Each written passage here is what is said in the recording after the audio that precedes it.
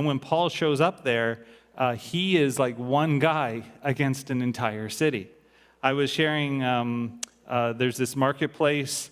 There's many different things that are going on in this city, things that we would consider to be even occult practices today. The worship of multiple gods, right? There's no monotheism. There is just this worship of multiple gods, Artemis and others there.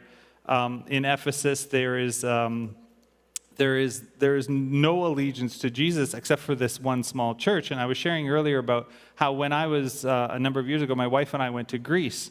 And when we were in Greece, we walked into this area called Delphi, which would have been very similar to what Ephesus would have been like. They had a stadium, they had a marketplace, they had a town hall, they had the temple, which was in the middle. And all of these things kind of interacted and worked together in the worship of these gods. Today in school, when you study about Greek mythology, we call it mythology like it's some kind of myth, but there's no myth here. People worship these gods, and very much so worship the gods.